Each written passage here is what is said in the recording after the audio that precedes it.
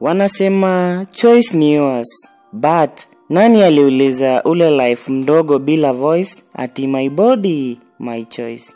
But je, kuna mtu huuliza my heartbeat, my voice? Abortion is the word that is being used like an hashtag, but ni tombstone ya maisha ambayo haijaanza. Girl child, unasema hujakuwa ready kuwa mother, but umekuwa ready kuwa lover. You wanted the romance, but not the consequences.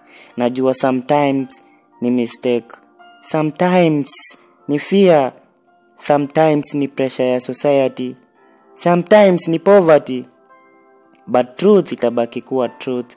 Hata kama tunaipaka na excuses, moyo mdogo ulikuwa unajaribu kupiga, umesimama.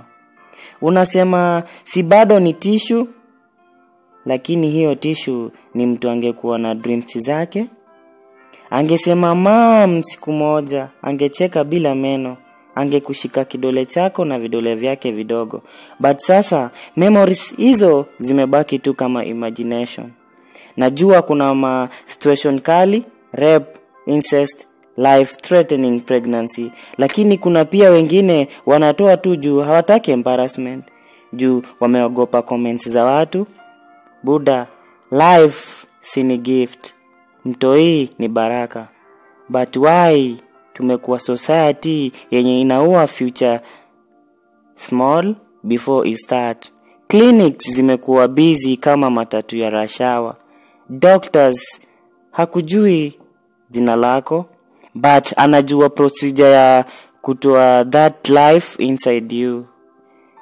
Na kila siku tunaitupa hiyo life kwa bin, kama vile tunatupa chakula iliyobaki. Na ile sauti ya guilt haipotei. Unalala, unasikia heartbeat ambayo haipo tena. Unatembea, unaona babies kwa streets, moyo unagonga. You smile outside, but inside yako kuna cemetery ya what could have been. Abortion sio medical act, ni scar ya heart. Hata ukisamehewa na God, kuna siku utaremember. Na hiyo day tears itakam out, hata kama ulilearn ku act strong. Si before uende hiyo clinic, think twice. Think twice. Kama ni poverty, tafuta msaada. Kama ni shame, remember world ina forget faster kuliko vile una think. Kama ni fear, remember courage haiji kabla ya decision, ina come after ya ku accept to protect life. Mtoi hana energy ya kujiprotect, hana voice ya ku ask, labda wewe ndiye pekee anaweza kufight.